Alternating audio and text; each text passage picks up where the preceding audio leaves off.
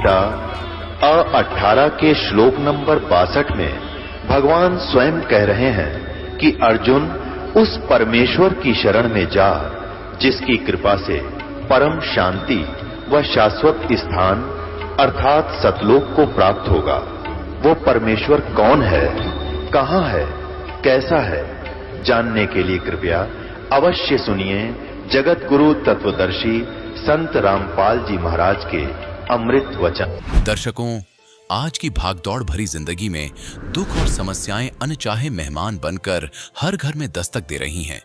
खासकर लाइलाज बीमारियां जैसे HIV, एड्स मानवता को एक गहरे संकट में डाल रही हैं। मानव इस अदृश्य दुश्मन के सामने मजबूर है।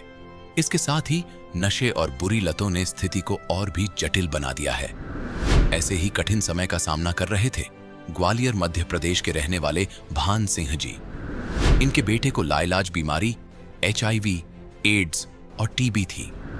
ये स्वयं भी मांस मदिरा का सेवन करते थे, परंतु उसे छोड़ नहीं पा रहे थे। एक दिन उन्होंने विश्व के सबसे बड़े समाज सुधारक जगत गुरु तत्वदर्शी संत रामपाल जी महाराज का सत्संग सुना और संकल्प लिया कि यदि मेरे व्यसन छूट गए तो संत जी से नाम दीक्षा ले लूंगा। और आखिर में हुआ भी वही। आप भी हैरान हो जाएंगे कि भान सिंह जी के व्यसन छूट गए और नाम दीक्षा लेने के उपरांत इनका जीवन सुख शांति से भर गया। इनके छोटे बेटे की लाइलाज बीमारियां HIV, एड्स और TB ठीक हुईं। भान सिंह जी को संत जी की कृपा से और भी अद्वितीय लाभ प्राप्त हुए हैं। सुनिए इनके जीवन परिवर्तन की सच्ची कहानी उन्हीं की जुबानी। नमस्कार सर। नमस्कार सर। सर क्या नाम है आपका? मेरा नाम भानदास है जी। पिता का नाम श्री ग्यासी राम है। गांव पैरा है, जिला ग्वालियर है। सर संत रामपाल जी महाराज से नाम दीक्षा आपने कब ली? सन 13 में दिसंबर के महीने में ली थी सर। संत रामपाल जी महाराज से नाम दीक्षा लेने से पहले आप कोई भक्ति साधना भी करते थे? जो हिंदू धर्म में सभी देवताओं को मानते थे, देवियों को मानते थे। मैं विशेषकर देवी का ज़्यादा उपासक रहा हूँ। हमेशा उनकी पूजा करता था, उनका नाम लेता था।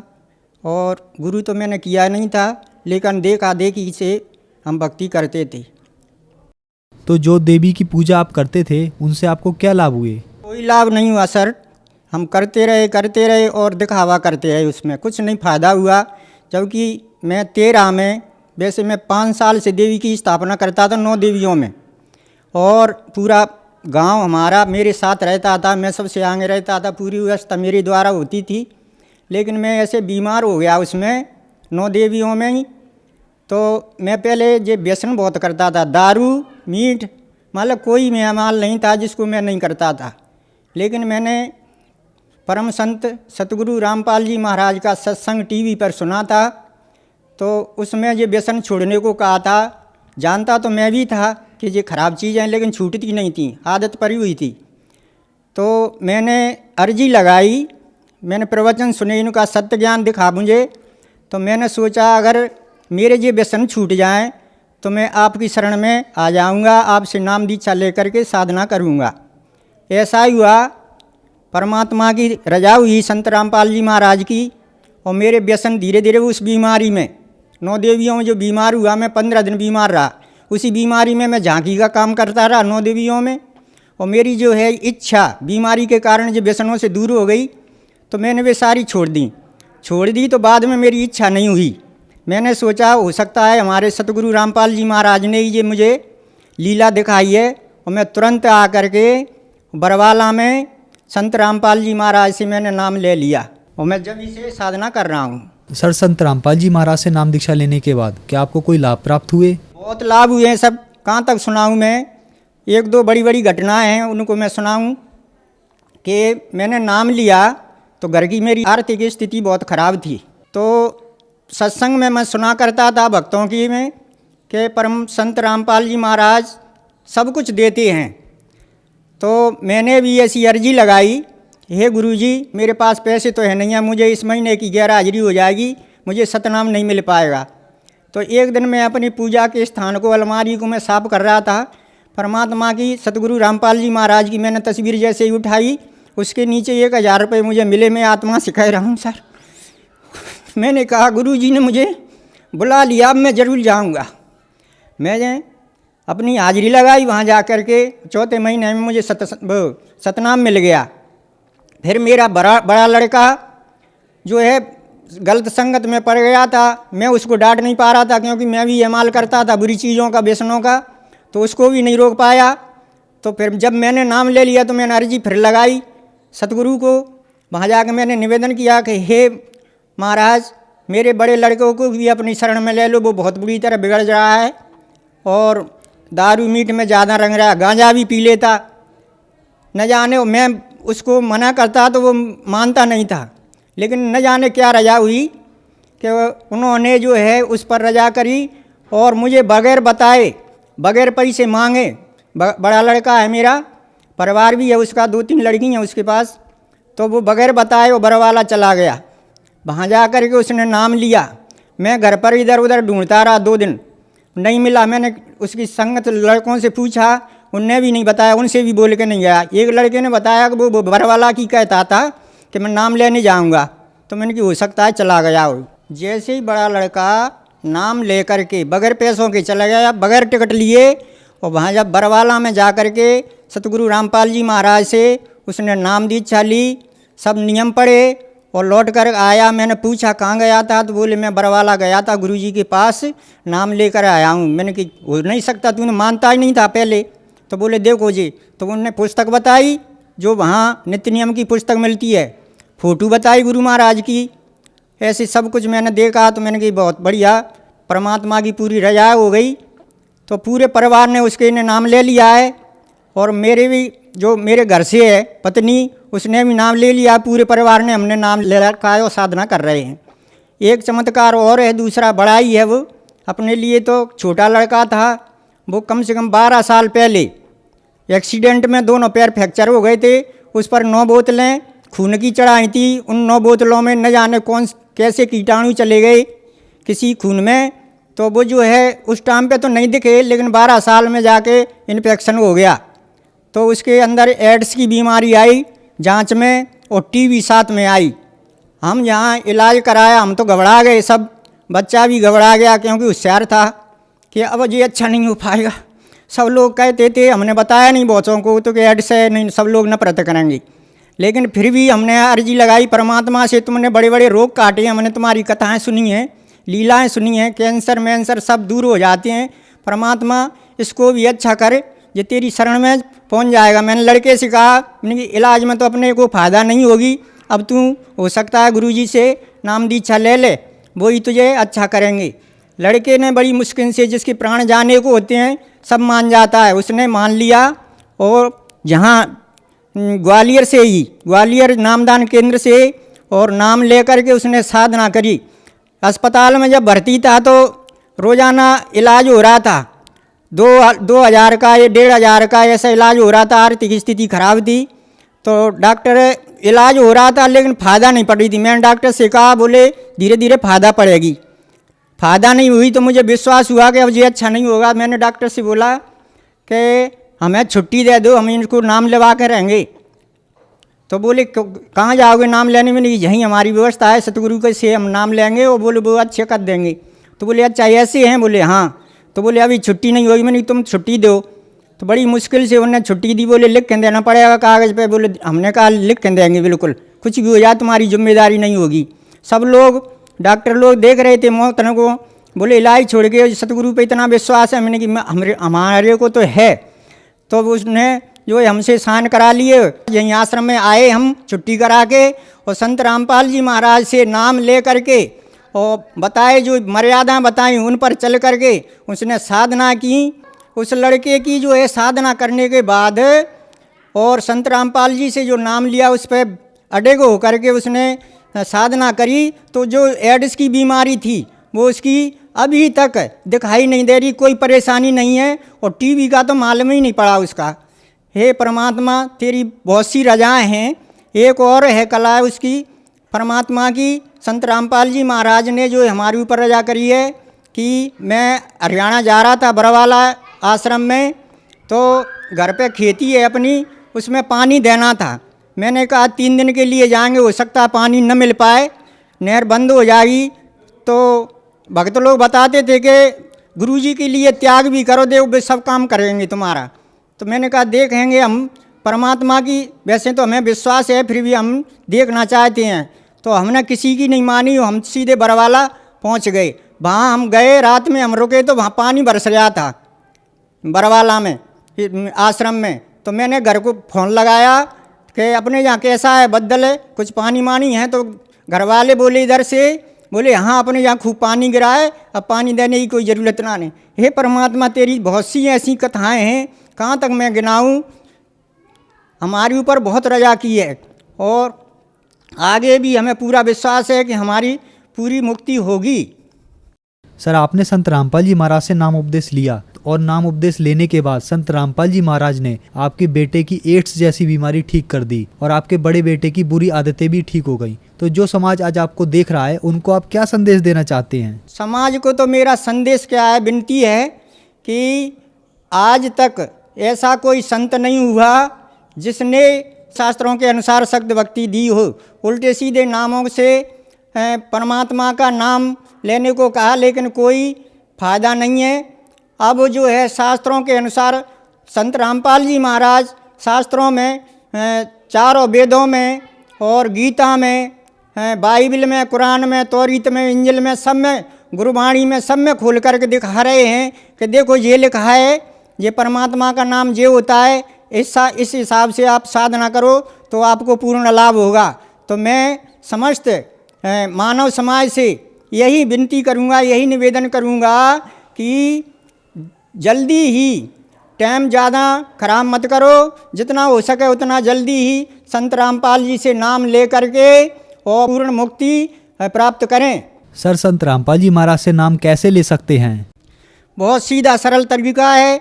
जो जुड़े नहीं हैं परम संत रामपाल जी महाराज से, वो सोचते होंगे कि बहुत बड़ी परेशानी होगी, लेकिन संत रामपाल जी के पास भक्ति का वो नियम है शास्त्रों के अनुसार कि न तो कोई ज़्यादा समय की ज़रूरत पड़ती है, न पैसे की ज़रूरत पड़ती है, कोई परेशानी नहीं है।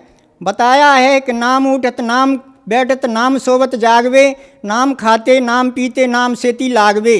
किसी भी स्थिति में हो, परमात्मा का नाम जो सतगुरु बताएं उस हिसाब से लेते जाओ, पूर्ण लाभ मिलेगा, पूर्ण मुक्ति मिलेगी, उसमें कोई परेशानी नहीं है। टीवी चैनलों पर संत रामपाल जी महाराज का सत्संग आता है और सत्संग में नीचे लाइन फ़ोन नंबर चलते हैं, उन फ़ोन नंबर पर जानकारी लो कि कौन सी ज़िले में कहाँ नामदान केंद्र खुले हुए हैं। वहाँ से आप जा कर के संत रामपाल जी महाराज का से नाम ले करके और साधना करें।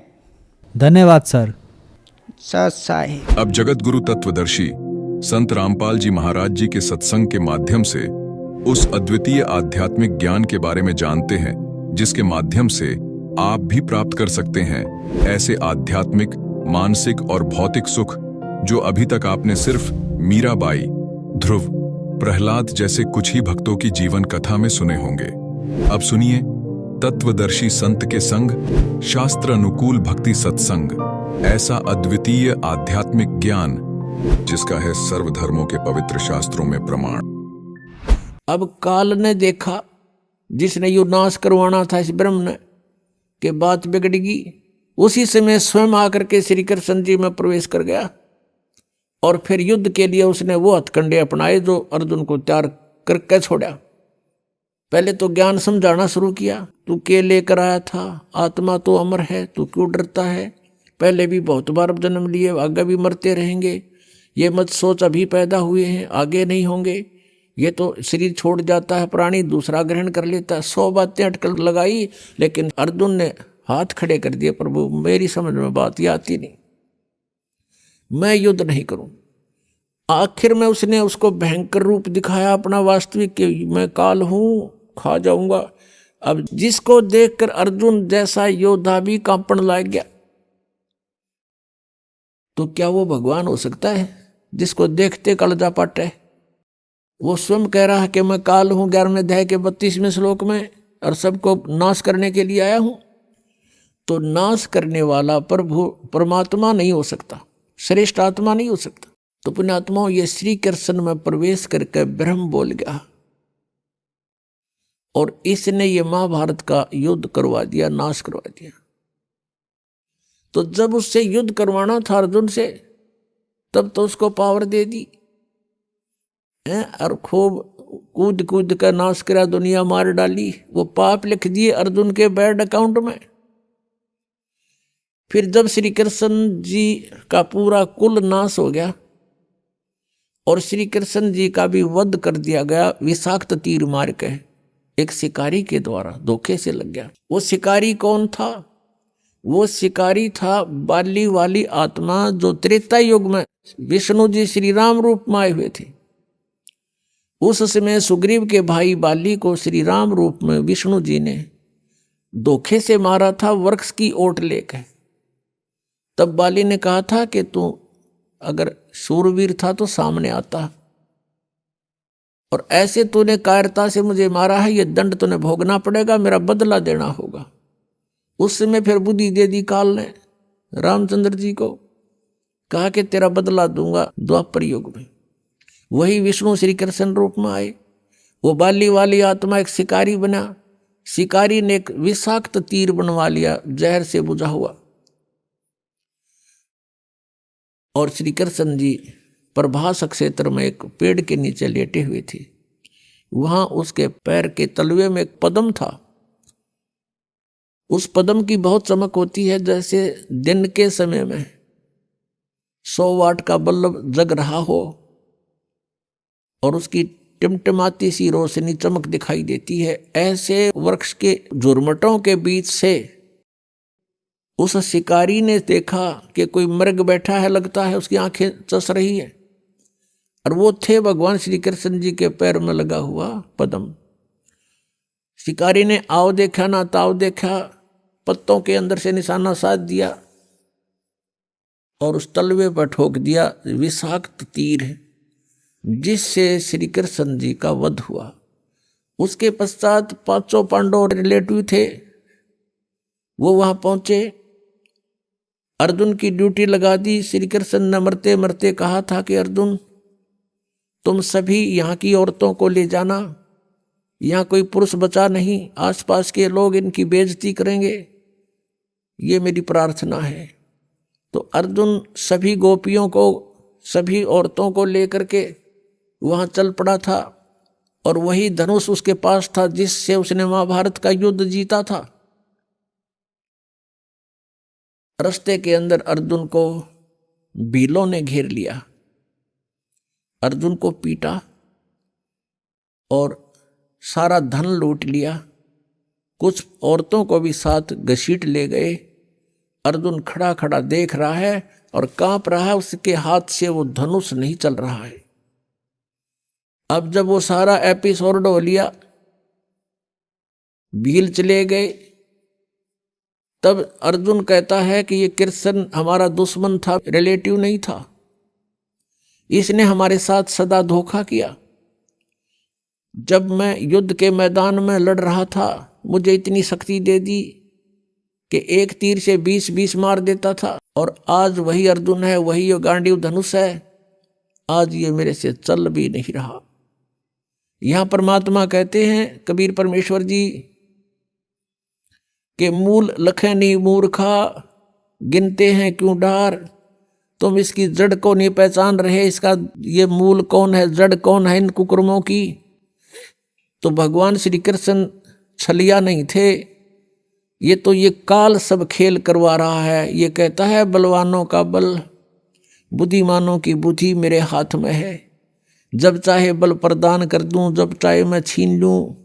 जिसमें श्री रामचंद्र जी वनवास में थे, सीता जी का अपहरण हो गया था, उनकी धर्मपत्नी का। वो लिपट लिपट कर पेड़ों से और वन्य जानवरों से रो रहे थे, पूछ रहे थे, मेरी सीता को देखा। ऊपर से भगवान शिव और पार्वती भी झांक रहे थे। भगवान शिव ने प्रणाम किया क्योंकि ये उनके बड़े भाई हैं। पार्वती ने देखा कि आप किसको प्रणाम कर रहे हो। भगवान शिव ने कहा कि नीचे भगवान विष्णु हैं राम रूप में, मैं उनको प्रणाम कर रहा हूं। पार्वती कहने लगी भगवान होकर रोए, मैं तो नहीं मानती ये विष्णु जी हो सकते हैं, मैं इसकी परीक्षा लूंगी। भगवान शिव ने कहा कि तू परीक्षा मत लेना और सीता रूप मत बनाना, मेरे काम की नहीं रहेगी तू। उस समय तो पार्वती जी ने कहा कि ठीक है, मैं नहीं परीक्षा लूंगी। जब भगवान शिव जी इधर उधर गए सैर सपट्टे को, पीछे से सीता रूप बनाया, श्री रामचंद्र जी के सामने खड़ी होगी।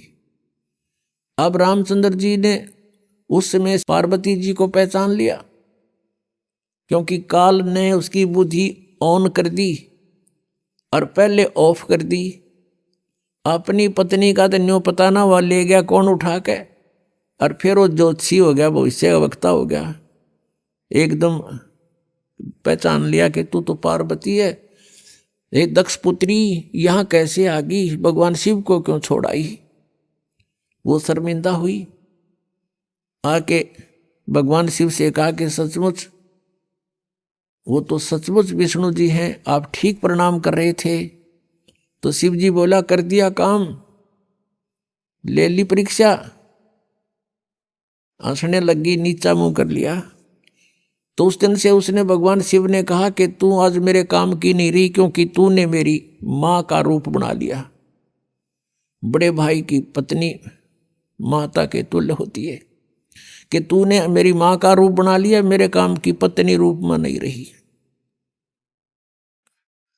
तो पुण्यात्मा युग काल के इसे बखेड़े हैं।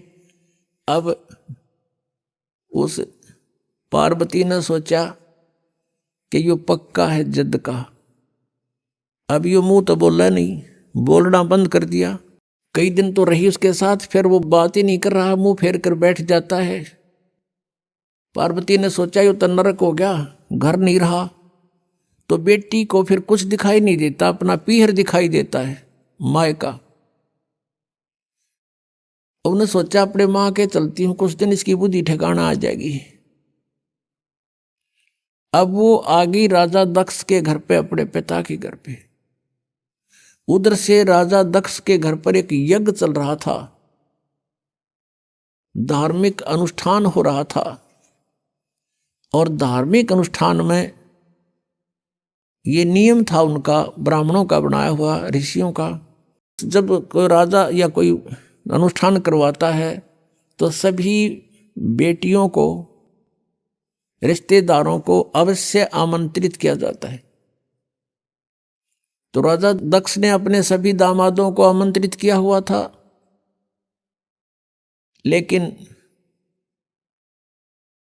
शिव को और पार्वती यानी उस शक्ति को नहीं आमंत्रित किया था, अपनी पुत्री को। कारण क्या था कि भगवान शिव के साथ उसने, गिरजा ने अपनी मर्जी से विवाह किया था। राजा दक्ष इस विवाह के पक्ष में नहीं था। बहुत विरोध भी करने के बाद इस गिरजा ने भगवान शिव से विवाह करके चली गई थी। इससे अक्षुब्ध होने के कारण पार्वती को और शिव को नहीं बुलाया था। तो पार्वती ने घर पे देखा कि सभी बहन आई हुई हैं और उनके पति भी आए हुए हैं, उनका उचित आसन दे रखा है, सबका प्रतिदिन का भाग भी उनको समर्पित कर रखा है। जैसे पंडित आपने देखा होगा ना, पंडितों का सांग न्यारा होता है। जैसे विवाह कराते हैं, फेरे कराते हैं, कहेंगे करके दो सुबह सुबह दर दे 11 रुपये, फिर सुबह सुबह 21 वहाँ रख दे, 22 उसको दे दे, 5 उसके हाथ में दे दे, फलाने का तिलक कर दे, ये न्यू रखा करें। तो ऐसे ही वहाँ कर रखा था कि प्रतिदिन जितने भी वो दामाद आए हुए थे सबको जो हिस्सा होता था 500 रुपये इनको दे दो, वहाँ रखे जाते थे उनके सामने। तो ऐसा किया जा रहा था। भगवान शिव का कहीं आसन भी नहीं था, और जो बहनों के बटेऊ यानी पति नहीं आए हुए थे पार्वती की बहनों के, उनका आसन लगा रखा था, उनका हिस्सा फिर भी वहाँ रखा जा रहा था, उनका स्थान निर्धारित अलग से किया हुआ था। शिव का वो भी नहीं था। तो पार्वती अपनी माँ के पास गई। अब बेटी का माँ के ऊपर जोर चला करे, अपनी माँ से जाकर कहा कि माँ, तुमने सभी मेरी बहनों को बुला लिया और उनके पति भी आए हुए हैं, लेकिन आपने अपने दामाद को नहीं बुलाया, ना हमें आमंत्रित किया। तो माँ ने कहा, बेटी मैंने तो तेरे पिताजी से बहुत कहा, लेकिन ये अपनी जिद पर अड़ा हुआ है और गलती बेटी तेरी भी है। तूने अपने पिता की आज्ञा का उल्लंघन करके विवाह किया है, जिससे वो अक्षुब्ध है। ना तो मेरी वो मानता और ना मेरी तू मानती, मेरे आगे जिक्र मत कर। अब पार्वती को बड़ा दुख हुआ। फिर वो अपने पिता के पास गई और पिता से प्रणाम करके कहा कि पिताजी, आपने अपने दामाद को आमंत्रित क्यों नहीं किया और सभी को कर रखा है।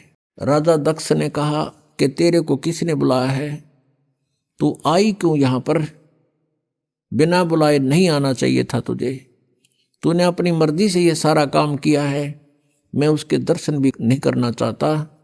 ऐसे पागल के जिसके गले में सांप पड़े हो, मना अपनी बेइज्जती करवानी है यहाँ अपने समाज में, और तो भी मत आना, यहाँ से निकल जा वापस। अब इस बात से वो बहुत दुखी होगी। कौन? वो पार्वती।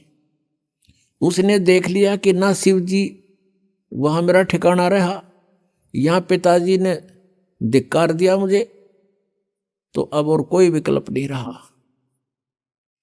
अब उसने गुस्सा आ गया कि मैं तेरे यज्ञ कराती हूँ सफल। उस हवन कुंड में ये क्या करा करते ये ब्राह्मण लोग।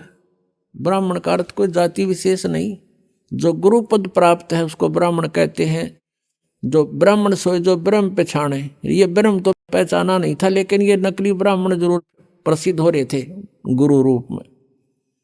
तो वो क्या करते थे, एक नया अपना दिखाने के लिए पूरा एक बहुत बड़ा हवन कुंड बना लेते थे, बहुत बड़ा 8 फुट गहरा और 10 बाई 10 का चौड़ा, उसमें घेर कर लक्कड़। राजा का घी कौन सा करते डालना था, बरबर कड़छर कटोरे भर गहरा, स्वाहा स्वाहा, वो बक्कड़ पाट रहा पूरा, डीक बड़ा उसमें। वह पार्वती उस कुंड में, हवन कुंड में कूद गई और जड़गी सारी। तत्परता से उसको निकाल अवश्य लिया, लेकिन वो उसका अस्थि पंजर शेष था, सब मांस और वो चाम जल चुका था, केवल हाड शेष थी। इस बात का पता चला भगवान शिव ने। अब वहां से चला अपनी सेना लेकर, कि दक्ष न मैं करूंगा सीधा। अब इस बात का पता चल गया दक्ष को कि भगवान शिव चल पड़े अपनी पूरी गणों को लेकर के। उधर से जो आए हुए थे अतिथि, उनमें ब्रह्मा जी और विष्णु जी भी उपस्थित थे। अब जब उनको न्यू पता चला कि शिव जी आ रहे हैं पूरी सेना के साथ, तो भगवान विष्णु भी खिसकन लगे और ब्रह्मा जी भी खिसकन लगे। ब्रह्मा जी तक खिसके गए, कंते कंते भी चले गए, भैया कौन मरे सिर फड़वा के। दक्ष ने भगवान विष्णु से हाथ जोड़कर कहा, आपको मैंने संरक्षक रूप में बुला रखा था, मेरी यज्ञ संपूर्ण हो तब तक आपको आमंत्रित था, आप मेरी रक्षा के लिए आए थे, आप भी जा रहे हो। विष्णु जी ने मना किया कि नहीं, मैं जा रहा हूं, नहीं रुक पाऊंगा। ज्यादा कहने से विष्णु जी रुक गए। उधर से शिव जी ने अपना एक गन तैयार किया अपनी जटा से, अपने मंत्र सिद्धि से, और उसको भेज दिया भैरव को कि जा तू उनके साथ युद्ध कर, मैं आ रहा हूं पीछे पीछे, पहले तू समार उन्हें। भगवान विष्णु का उसका युद्ध हुआ। विष्णु जी युद्ध में पराजित होकर के भाग गए छोड़कर उन्हें। उधर से भगवान शिव आ गया। शिव जी ने राजा दक्ष की नाड़ काट दी, गर्दन काट दी। ये तो लंबी कहानी है। फिर और वो कहते हाथ पांव जोड़े, उसने रहम आ गया, एक बकरे की गर्दन उसका दक्ष का ला दी, बकरे का मुंह कर दिया ऊपर से। अब जब तक इनके श्वास हैं तो ये भगवान उनको एज इतना लाभ दे सकते। फिर क्या देखा, अब पार्वती को वहां जला हुआ देखा। भगवान शिव में मोह का सागर उमड़ गया। जब तक मुंह फेर कर सोया था, और अब उस जड़े हुए कंकाल को सीने से लगा लिया उठा के, और पार्वती पार्वती पार्वती पागल सा होकर न घूमो जंगला में गए, नाना ने दौड़ा। कहते 10,000 वर्ष तक ऐसे भटकता रहा और उस अस्थि पिंजर को साथ सीने से लगा रहा पार्वती जान के। कहते हैं फिर भगवान ने देखा कि ये तो बिल्कुल मोह के अंदर पागल हो चुका है। कहते हैं सुदर्शन चक्र से उस अस्थि पिंजर के यानी पार्वती वाले उस बॉडी के हड्डों को सुदर्शन चक्र से छिन्न भिन्न कर दिया। कहते हैं जहां आंख पड़ी वहां नैना देवी, जहां धड़ गिरा वहां वैष्णो देवी, जीभ गिरी वहां ज्वाला देवी के मंदिरों की स्थापना होगी।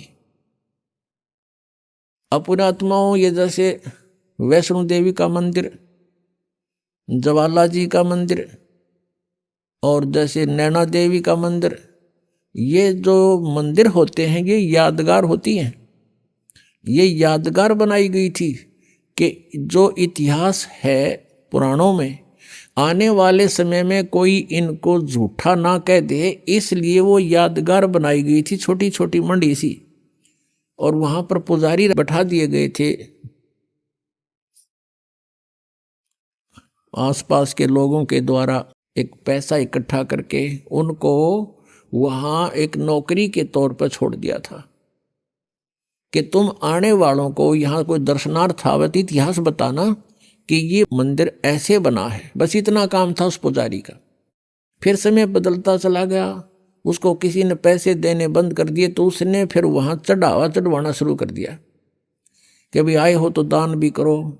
ऐसे फिर पीढ़ी दर पीढ़ी चल करके तो वहाँ इस प्रकार दक्षिणा का भी एक रिवाज बन गया। वास्तव में ये सिर्फ इतना ही काम है कि ये यहाँ ऐसी घटनाएं घटी थी। तो पुण्यात्माओं आगे चलते हैं, इसी कथा को पूरा करते हैं। अब प्रसंग चल रहा है कि भजन करो उस रबदा जो दाता है कुल सबका। जैसे हम श्री ब्रह्मा जी, श्री विष्णु जी, श्री शिव जी की पूजाएं करते हैं तो इन भगवानों की सतिथि इस ज्ञान से पता चलेगा। अब क्या होता है कि जब भगवान शिव ने देखा कि अस्थि पिंजर भी नहीं रहा तेरे पास, फिर उसका मोह भंग हो गया। मोह भंग हुआ तो उसने जो सोचा कि ये हालत मेरी किस कारण से हुई। उसने अपनी सूझबूझ से ये ढूंढा, इसका कारण खोजा कि भी मैंने विवाह करवाया और पत्नी पर विश्वास किया। मेरी पत्नी ने मेरे से विश्वासघात किया, मेरे से पीछे से जाकर के एक परपुरुष से इसने बात की और अन्य रूप धारण कर लिया। ये कुछ भी कर सकती थी, जिस कारण से वो अक्षुब्ध हो गया और उससे बात करनी बंद कर दी कि मैं तेरे ऊपर बहुत विश्वास करता था, तू भी विश्वासघातन निकली, तो मैं किस पे विश्वास करूं। इस निष्कर्ष से भगवान शिव ने सोचा कि मैंने विवाह करवाया तो पत्नी में मोह हुआ और पत्नी बेवफा निकली। अब ऐसा यत्न करूं कि मेरे अंदर ये काम वासना समाप्त हो जाए, जिस कारण से मुझे विवाह की आवश्यकता पड़ी। इसका मूल नाश करने के लिए वासना का भगवान शिव ने कहते हैं 88,000 वर्ष तक घोर तप किया और कहते हैं ये काल ये चाहता है कि कोई भी यहां प्राणी विवाह के बिना ना रहे, यानी वासनाओं को कोई कंट्रोल ना कर ले, कहीं यहाँ पर फिर रिवाज पड़ जावे और संतानों उत्पत्ति ना करें। संतानों उत्पत्ति नहीं करेंगे तो मैं खाऊंगा कैसे? हम तो उसके बकरे और बकरियां हैं काल के।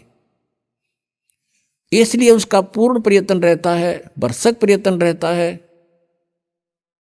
कि कोई भी प्राणी वासना रहित ना हो जाए। अब उसने क्या किया, कामदेव को एक पुरुष रूप तैयार करके वहां भेज दिया। अपना आत्मा जैसे ऑल आउट होती है, ऑल आउट को कहीं लगा दिया जाए घर के कमरे किसी कक्ष में, तो वहां मच्छर चक्कर काटना शुरू कर देते हैं, उसको ऐसे डगमगा जाते हैं, गिरने लग जाते हैं, उनके बस की बात नहीं होती। ऐसे एक देव है, उसके अंदर उसने ये गुण विशेष भर रखा काल ने, और वो जाकर के वहां बैठा दिया उसके आसपास। तो उसके कारण भी भगवान शिव जी में कोई अंतर नहीं हुआ, वो तप करता ही रहा। फिर उसने कामदेव ने अपनी पत्नी, उसका नाम रति है, उसको भेजा। वो बहुत खूबसूरत है, भगवान शिव के सामने डांस करने लगी। उसने सारा कुछ कर लिया, भगवान शिव पर कोई असर नहीं हुआ। और यहां तक कहते हैं कि भगवान शिव ने अपना तीसरा नेत्र खोल के और कामदेव को वहां नाश कर दिया, भस्म कर दिया। तो फिर ये सब काल के जाल हैं जो ब्रह्मा विष्णु महेश के भी समझ में नहीं आई थी ये बातें। भगवान शिव ने सोच लिया कि मैं अब वासना रहित हो गया, अब ना रहेगा बांस ना बजेगी बांसुरी, ऐसा काम कर दिया। वहां से चल पड़े, अपना आराम से विचरने लगे। अब काल ने सोचा भैया तो बात बिगड़ेगी, दूसरे और देखा ये ऐसे ही फिर बैठ जाएंगे हठ योग करने के लिए, यह तो बात बनी नहीं। कहीं औरों की भी रुचि ना हो जाए, हम भी भगवान शिव जी की तरह से वासना रहित होएं। क्योंकि सभी ऋषि महर्षि जब साधना की तरफ चलते हैं, ये पांचों विकार इनकी गुद्दी में आ बैठते हैं, पहले से अधिक प्रभावित हो जाते हैं। तो सभी ने ये चेष्टाएं की थी कि किसी ना किसी तरह पहले इन्हीं राक्षसों को नाश करें और फिर भक्ति करें। ये भी काल का जाल था, बिना ज्ञान के डले नहीं डोए। तो अब भगवान शिव जी की कथा को पूरा करते हैं, फिर ऋषियों को लेंगे। अब क्या हुआ, अब काल ने ब्रह्म ने सोचा ये और व्यक्ति नो सोच बैठेंगे ऋषि महर्षि, भगवान शिव ने तो कर दिया काम, ये तो वासना रहित हो गया और हम पीछे रह गए, कहीं वो विद्या समाधि लावें, इस तो पहला कर दूं काम। कुछ दिन के बाद शिव जी के अंदर प्रेरणा भर दी काल ने कि सुना है हमने कि जब सागर मंथन किया था उस समय विष निकला था, उस विष को मैंने पान कर लिया था, पी लिया था, जिस कारण से मैं अचेत हो गया था। और जो बताते हैं उसमें से अमृत निकला था या शराब निकली थी, दारू मदिरा, 2 कलश निकले थे। राक्षसों ने अमृत का कलश उठा लिया था, और राक्षस यदि अमृत पी जाते तो अमर हो जाते। इसलिए भगवान विष्णु ने एक मोहिनी रूप बनाकर एक स्त्री का और राक्षसों में जाके डांस किया था। कहते हैं बहुत सुंदर थी वो मोहिनी रूप में, भगवान बड़े सुंदर लग रहे थे और राक्षस मोहित हो गए थे। राक्षसों से वो अमृत का कलश सिर पे रख के डांस करती करती उनको मदहोश कर दिया था। वो कलश दूसरी तरफ पकड़ा दिया था और मदिरा का कलश सिर पे रख के वापस उनको दे दिया था। तो उस समय भगवान विष्णु कहते हैं मोहिनी रूप में बड़े खूबसूरत लग रहे थे।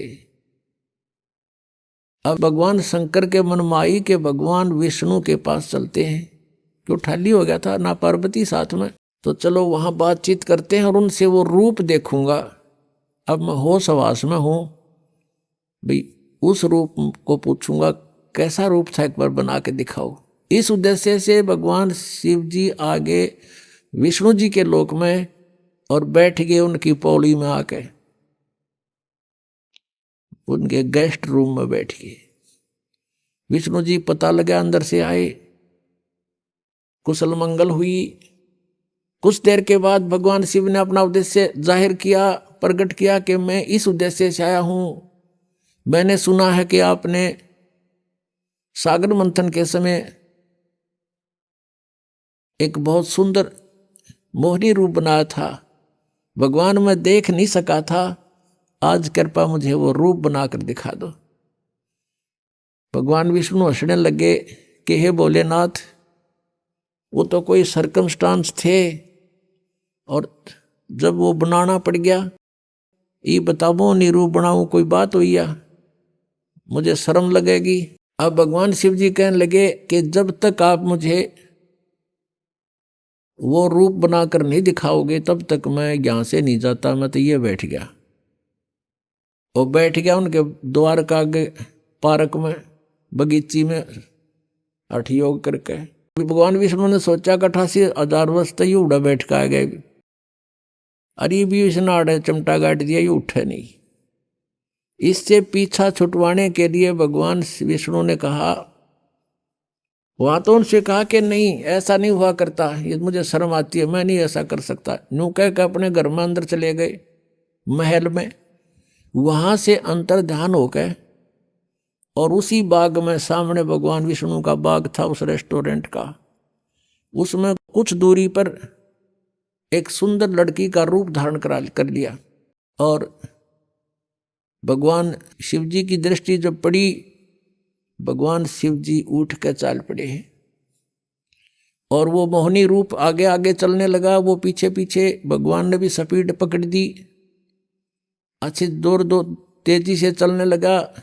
और वो कभी वृक्षों से इधर हो जावे, कभी इधर से, और जाके भगवान शिव ने उसका हाथ पकड़ लिया। पहले भगवान शंकर पूछ रहे थे विष्णु जी से कि ईसा मोहनी रूप क्या हो गया, सारे बावड़े बना दिए हुए, राक्षस उन से ना रहे आग भी, तो उसने कलश भी बदल दिया, ऐसे कभी हो सकता है, न्यू कह रहे थे। तो जब उसने देखा भगवान शिव जी नो सीधे चल पड़े, लड़की तो ऐसे ऐसे चल रही है छड़ों से कांटों से बच के, और भगवान शिव जी सीधा कांटा में गौ लिया बाईपास, और जाकर उस लड़की का हाथ पकड़ लिया। जो ही उसने हाथ छुआ उसी समय भगवान विष्णु जी अपने रूप में खड़े हो गए और हंसने लगे। अग भोलेनाथ उनको न्यू मूर्ख बना दिया, जैसे इतने काटे भी ना दिखे, माँ छड़िया में कहा गया सीधा। और उधर से वह वासना कित गई, 88,000 वर्ष डरे ढोकाया तू, कहाँ गई वो साधना तेरी। इसके विषय में परमेश्वर कबीर जी कहते हैं, जैसे अग्न काष्ठ के माही है व्यापक पर दिखे नाही, ऐसे कामदेव पर चंडा व्यापक सकल दीप नो खंडा। कि जैसे अग्नि काष्ठ के अंदर लकड़ी में विद्यमान है पर दिखाई नहीं दे रही, ऐसे ही ये वासना आपके प्रत्येक प्राणी के अंदर विद्यमान है, और जब ही इसको थोड़ी सी भी कहीं से आंच मिल जाएगी, आग ज्यों की त्यों है। परमेश्वर कहते हैं, जिन साधनाओं को तुम कर रहे हो, इनके आधार से विकार मरे मत जानियो। जैसे भूबल में आग, जैसे गोस्सा होता उपले, या कोई अग्नि को जो लकड़ी जल जाती है, धंधकती रह जाती है, उसको अंगार बोलते हैं। उस अंगार को राख में दबा दिया जाता है और कुछ घंटों के बाद उस राख को ऊपर से ऐसा लगता है जैसे ये बिल्कुल शांत हो चुकी है, उसमें कोई हीट नहीं रहती, गर्मी नहीं होती। अभी आपने सुने संत रामपाल जी महाराज के मंगल प्रवचन। आइए अब सुनते हैं संत रामपाल जी महाराज से नाम दीक्षा लेकर सतभक्ति करके अद्भुत लाभ प्राप्त करने वाले अनुयायी के विचार। नमस्कार दर्शकों। नमस्कार सर। सर क्या नाम है आपका? बलवंत राय जी। बलवंत जी कहाँ से आए आप? गांव चूड़पर, तहसील बलाचौर, जिला नवांशहर, पंजाब से। सर आप एक बात बताइए, संत रामपाल जी महाराज से कब जुड़े आप? मई 2011 में। संत रामपाल जी महाराज से नाम दीक्षा लेने से पहले आप क्या भक्ति साधना करते थे? संत रामपाल जी महाराज से दीक्षा लेने से पहले मैं गरीबदास महाराज जी के पंथ में, संत भूरी वाले हैं, वेदांत आचार्य चेतनानंद जी महाराज, उनसे नाम दीक्षा ली थी मैंने 99 में। सर जैसा कि आपने बताया कि पहले आप गरीबदासी पंथ से जुड़े हुए थे और संत रामपाल जी महाराज भी गरीबदासी पंथ से हैं, वो भी गरीबदास जी महाराज के बारे में ही बताते हैं। तो सर आपको ऐसा क्यों लगा कि आपको संत रामपाल जी महाराज से नाम दीक्षा लेनी चाहिए, जबकि आप पहले ही गरीबदासी पंथ से जुड़े हुए थे?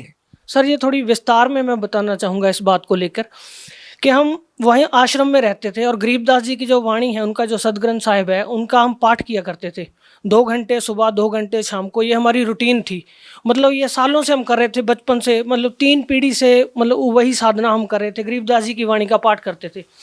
और जो मंत्र का हम जाप करते थे, ओम नमो भगवते वासुदेवाय, उसका भी घंटों घंटों हम कोशिश करते थे जाप करने की। जब और छुड़ानी भी हम बार बार जाते थे, मतलब साल में 2 बार तो छुड़ानी में मेला होता तो हम वहाँ जाया करते थे। तो एक बार हम ऐसे छुड़ानी गए हुए थे, तो वहाँ किसी दोस्त ने बताया भी एक संत रामपाल जी महाराज का एक पंपलेट उन्होंने पढ़ा जिसके ऊपर लिखा हुआ था कि कौन ब्रह्मा का पिता है, कौन विष्णु की माँ, शंकर का दादा कौन है, हमको देव बताए। तो जब हम गरीबदास जी की वाणी को पढ़ते थे तो उसमें ये वाणी आया करती कि कौन ब्रह्मा का पिता है, कौन विष्णु की माँ, शंकर का दादा कौन है, हमको देव बताए। तो हम इस वाणी को पढ़ते थे, लेकिन हमें ये पता नहीं था इस वाणी के बारे में, इस सवाल का क्या जवाब है, क्योंकि ये कभी सवाल आया ही नहीं मन में। हम गरीबदास जी के पंथ में थे, पर विष्णु भगवान का हम मंत्र जाप करते थे और शंकर भगवान की साधना करते थे। शिवलिंग था, उसके ऊपर जल चढ़ाते थे। तो एक बार किसी ने कहा कि जिस संत की आप बात कर रहे हो, संत रामपाल जी महाराज की, उनका जो सत्संग है वो जी जागरण टीवी पर आता है।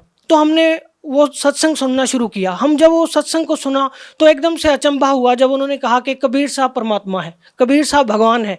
इससे पहले हम क्या कृष्ण जी को भगवान मानते थे, विष्णु जी को भगवान मानते थे, शंकर को भगवान मानते थे, कबीर साहब को एक सदगुरु मानते थे कि वो एक संत हैं, सदगुरु हैं। पर जब उन्होंने ऐसा कहा कि कबीर साहब भगवान है, तो हमें इतनी हैरानी हुई इस बात की, जिस भगवान की सारी दुनिया खोज कर रही है, उस भगवान की हम रोज वाणी पढ़ते हैं, उनकी आरती करते हैं और उनका जो है हम भोग में करते हैं, सारा कुछ संध्या आरती करते हैं, और हमें इस बात का ही ज्ञान नहीं है कि ये कबीर साहब भगवान है। तो इस कारण से हमें जो हमारी वो साधना थी, तो हमने सत्संग सुनने के बाद संत रामपाल जी जो बातें बताते थे उन्हें नोट किया, सारा उनके सत्संग की रिकॉर्डिंग ली, इंटरनेट से सत्संग डाउनलोड किए, उसके बाद सुनना शुरू किया। और जब हम पाठ करते थे तो गरीबदास जी की वाणी से मिलाना शुरू किया। हम पाठ करते थे, ग्रंथ साहिब के नीचे एक डायरी रखी, उसमें सारा नोट करते गए। जो संत रामपाल जी बातें बताते हैं, क्या वो बातें गरीबदास जी की वाणी में है? तो एज इट इज़ वो बातें सारी की सारी उस वाणी में हमने पाई। और जो हम क्रिया कर रहे थे इससे पहले, जो हमारी साधना थी, वो बिल्कुल भी उस वाणी से मेल नहीं खा रही थी। जैसे हम हरिद्वार जाते थे, गंगा स्नान करते थे और परमात्मा वाणी में कहते थे कि पर भी लेने जात है दुनिया और हमरा ज्ञान किने ना सुनिया, और हम वही परबियाँ लेने जाते थे, वहाँ पे महाकुंभ कुंभ नहाने जाते थे और ये मूर्ति की पूजा करते थे, शिवलिंग की पूजा करते थे, ये सारा उसमें मना कर रखा था। और बार बार गरीबदास जी वाणी में भेद देते थे कि कोई वास्तविक मंत्र है, एक निज नाम है, वो खास नाम है, उस नाम की हमें जानकारी नहीं थी। हम वही मंत्र जाप कर रहे थे जो शास्त्र विधि त्याग के मनमाना आचरण था। तो जब हमने ये संत रामपाल जी महाराज का सत्संग सुना और उसे गरीबदास जी महाराज जी की वाणी से मिलाया, तो एकदम से झटका लगा। तो जैसे हमारी दिनचर्या क्या थी, हम वहीं आश्रम में ही रहते थे, सिर्फ खाना खाने के लिए घर जाते थे और वापस आश्रम में आ जाते थे। तो इसके पीछे मान बढ़ाई भी बहुत थी हमारे साथ कि हम वहाँ पे जुड़े हुए हैं इतने साल से।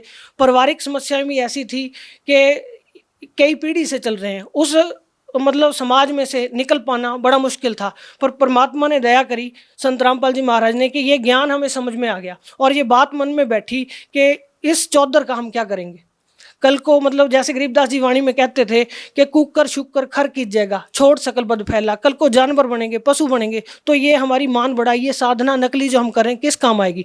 तो इसके कारण हमने वो साधना त्याग दी और संत रामपाल जी महाराज का ज्ञान सुना। बरवाड़ा आश्रम में जब हम गए, जब गुरुजी ने प्रथम मंत्र दिया, संत रामपाल जी महाराज ने प्रथम नाम जब दिया, तो इतना मतलब दिमाग में खटका कि हमने हजारों बार, लाखों बार गरीबदास जी की वाणी में ये मंत्र पढ़े थे और हमें ही ज्ञान नहीं हो सका कि ये वो वास्तविक मंत्र है। क्योंकि संत रामपाल जी महाराज अपने सत्संग में बताते हैं कि गुरु बिन काहू न पाया ज्ञान ना, ज्यों थो था बुस छड़े किसाना। गुरु के बिना ये ज्ञान नहीं हो सकता और वो वास्तविक संत, वो सदगुरु हमें मिले नहीं थे। बलवंत जी, जैसे कि आपने बताया कि गुरु बनाना बहुत ज़रूरी है एक मनुष्य के लिए, गुरु आपने पहले बना ही रखा था। तो सवाल ये है कि पहले ही जब आपने गुरु बना रखा था, उसके बाद आपने संत रामपाल जी महाराज को अपना गुरु बनाया, तो दोनों संतों की भक्ति विधि में आपको क्या अंतर लगा और किस संत की साधना करने से आपको क्या लाभ मिला? जो हम साधना करते थे तो हमारा आधार गरीबदास जी की वाणी थी, जो हमारा आधार था, मेन था, वो ग्रंथ साहिब गरीबदास जी का था।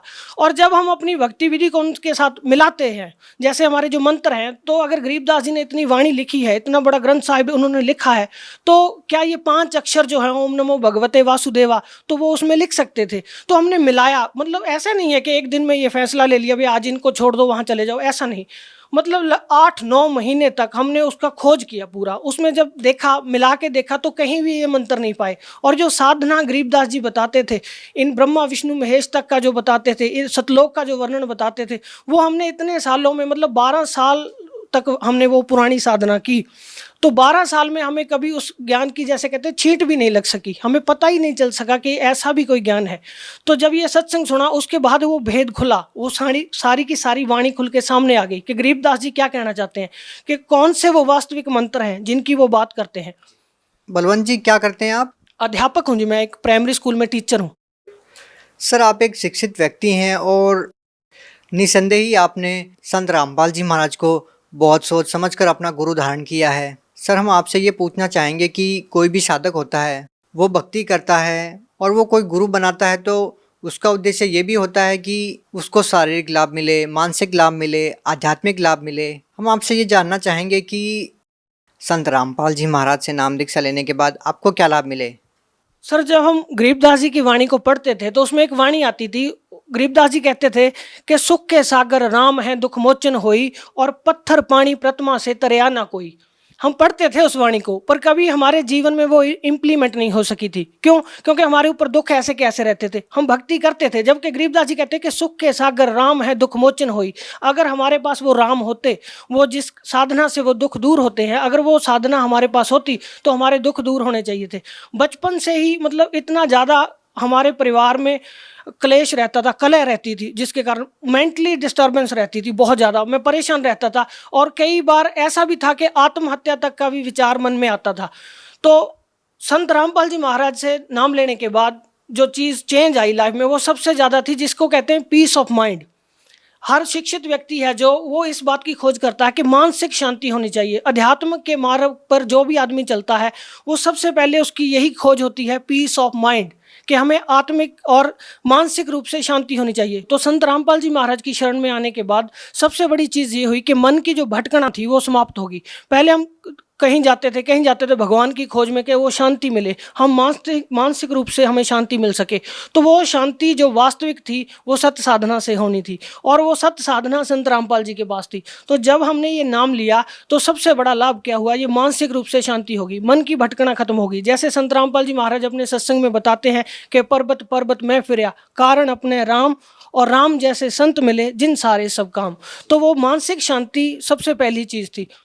और फाइनेंशियल जो कंडीशन थी हमारी, जो हमारे जानकार हैं, जानने वाले सारे जानते हैं कि फाइनेंशियल तौर पे बहुत ज़्यादा कंडीशन अच्छी नहीं थी। संत रामपाल जी महाराज से नाम लेने के बाद सबसे बड़ा ये लाभ हुआ कि हमारी फाइनेंशियल कंडीशन है बहुत ज़्यादा सुधर गई। और उसके साथ साथ जैसे शरीर में होते हैं रोग, जैसे एक वाणी है उसमें कहा कि दास गरीब तबीब सतगुर बंदी छोड़ कबीर हैं। वो असली जो वैद्य हैं, जो असली डॉक्टर हैं, वो कबीर साहब हैं, और वही अपने संत के माध्यम से लाभ देते हैं। तो हमारी माता जी हैं, उनको जो है उनका खून इतना कम हो गया था, मतलब 5 पॉइंट समथिंग था। तो डॉक्टर के पास गए तो उन्होंने बोला कि इनको जो है ब्लड चढ़ाना पड़ेगा, अगर ब्लड नहीं चढ़ाओगे तो इनकी सेहत और ज़्यादा ख़राब हो जाएगी। तो हमारी माता जी ने संत रामपाल जी महाराज जी से नाम लिया, और उसके बाद जब हमने टेस्ट कराया, हमने डॉक्टर को बोला, टेस्ट कराने गए और रिपोर्ट लेके हम डॉक्टर के पास गए, हमने बोला जी ऐसे ऐसे बोला था, इनको खून चढ़ाना पड़ेगा। तो डॉक्टर हंस के कहने लगा, भाई आप में कितना खून है, उससे ज़्यादा तो आपकी माता जी में है। वो 12 पॉइंट समथिंग हो गया संत रामपाल जी महाराज जी की दया से। और सर ऐसा ही है कि हमारी शादी के कई साल बाद तक हमारे बच्चा नहीं था, तो उसको लेकर थोड़ा मेरी वाइफ भी परेशान रहती थी। तो हमें ऐसा नहीं था, संत रामपाल जी महाराज का ज्ञान था, पर मेरी वाइफ को कभी कभी इस बात की चिंता होती थी। तो हमने डॉक्टर के पास गए तो उन्होंने बोला कि इनका जो ब्लड ग्रुप है मेरी वाइफ का वो नेगेटिव था और मेरा पॉजिटिव था। तो अगर वो कहते बच्चा होगा तो इसमें कोई ना कोई प्रॉब्लम आएगी, इसमें उनको मतलब मानसिक रूप से कमज़ोर भी हो सकता है, कोई ना कोई समस्या आएगी।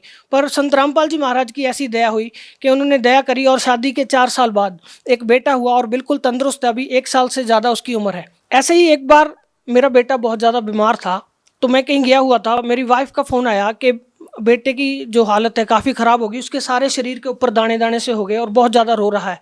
तो छोटा बच्चा था, तो उसने देखा जब उसकी हालत को तो वो घबरा गई काफ़ी ज़्यादा। उसने मेरे को फ़ोन किया, बोले ऐसे ऐसे बेटा बीमार हो गया और आप इतनी देर से आए नहीं हो, इसको दवाई दिलवानी थी। तो मैंने मन में विचार किया कि संत रामपाल जी महाराज आप तो डॉक्टरों के डॉक्टर हैं, आप तो जो चाहे वो कर सकते हैं, आपने इतने कैंसर तक के रोग को ठीक कर सकते हैं, तो ये छोटी सी आपके लिए क्या बात है। तो ऐसे मैं विचार करता करता बाइक पे आ रहा था, जैसे ही मैं घर पहुंचा तो मैंने देखा बेटा आराम से सोया हुआ है, वाइफ अपना काम कर रही है। मैंने उससे पूछा भी तुम कह रहे थे बीमार है, तो वो एकदम से हैरान सी हो गई। उसने बोला हाँ बीमार तो था, पर अब पता नहीं ठीक है। मैंने उसका सारा कपड़े उतार के देखे, कोई उसके ऊपर निशान नहीं था, कोई ऐसे दाने नहीं थे। वो संत रामपाल जी महाराज ने मेरे घर पहुंचने से पहले ही उसको ठीक कर दिया। और ऐसे ही अभी 3-4 दिन पहले की बात है कि मेरी वाइफ बहुत ज़्यादा बीमार थी, उसको बार बार उल्टी हो रही थी, उसकी सेहत ज़्यादा ख़राब थी। उसने मेरे को फ़ोन किया, बोले मैं बीमार हूँ तो आप घर पे आओ। तो आ रहा था, जब मैं घर पहुँचा तो संत रामपाल जी महाराज की जो है अमृत जल की एक बोतल होती है छोटी सी, तो उसमें से उसने 2-4 घूंट पिए। जब मैं घर पहुँचा तो वो एकदम से ठीक थी। उसने बोला मैं बिल्कुल ठीक हूँ, मेरे को कोई ऐसी परेशानी की बात नहीं है। सर अगर यदि ये कहा जाए कि सभी बाबा एक जैसे होते हैं तो आप लोगों को कैसे समझाएंगे कि संत रामपाल जी महाराज जी अन्य बाबाओं की तरह नहीं है? सब बाबा एक जैसे नहीं होते, क्योंकि जैसे संत रामपाल जी महाराज जो ज्ञान देते हैं उस ज्ञान से निर्णय होता है। संत और असंत की जो पहचान है वो उनके भेष से, उनके बोलने चालने के ढंग से नहीं होती। संत जैसे शेर की पहचान उसकी गर्जना से होती है, ऐसे ही संत की पहचान उसके ज्ञान से होती है। अगर आप बाकी बाबाओं और संत रामपाल जी महाराज के ज्ञान की तुलना करके देखेंगे तो आपको फ़र्क समझ में आ जाएगा। सर देखिए, आप एक टीचर हैं और अगर आप बच्चों को ये समझाएं कि सही गुरु कौन है, नकली गुरु कौन है, आप बच्चों को कौन सी वो बातें बताएंगे कि इस तरह से वो सही और गलत धर्मगुरु की पहचान कर सकते हैं? क्योंकि आज के समय में हम देखते हैं कि लाखों धर्मगुरु हैं और हर रोज़ एक नए बाबा का पर्दाफाश होते हुए हम टीवी चैनल के ऊपर देखते हैं। तो आप बच्चों को कैसे समझाएंगे कि वो इस बात का निर्णय करें कि कौन सही और कौन गलत है? आज जो सबसे बड़ी चीज़ है वो शिक्षा है। आज का जो समय है उसमें जो शिक्षा है ये सबसे बड़ी चीज़ है। वही शिक्षा है वो संत को पहचानने का आधार बन रही है। जैसे हमने इनको पहचाना संत रामपाल जी महाराज को, अगर हम शिक्षित ना होते तो हम उन सदग्रंथों के साथ इनके ज्ञान का मिलान नहीं कर सकते थे। तो हमने क्या किया, उनके ज्ञान का सदग्रंथों के साथ मिलान किया। जो पहले संत थे जिनसे हम जुड़ते थे उनके ज्ञान का भी हमने मिलान किया। अब जब हम मिला के देखेंगे तो जो असली और नकली का फ़र्क सामने आ जाता है। सर भगत समाज को क्या संदेश देना चाहेंगे? भगत समाज को संदेश नहीं है, हमारी तो यही प्रार्थना है कि जो संत रामपाल जी महाराज ज्ञान दे रहे हैं इस ज्ञान को सुनिए। अगर आपको कोई भगत मिलता है जो ज्ञान गंगा, गीता तेरा ज्ञान अमृत उनकी पुस्तकें हैं वो आपको देता है, उन पुस्तकों को पढ़िए और उन्हें शास्त्रों के साथ मिलान करके देखिए, तो आपको जो है वास्तविक भक्ति का और परमात्मा के मार्ग का ज्ञान होगा। यही हमारी प्रार्थना है। सर धन्यवाद।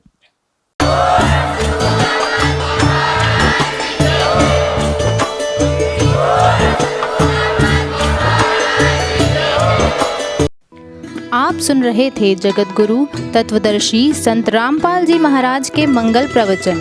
अधिक जानकारी के लिए संपर्क करें।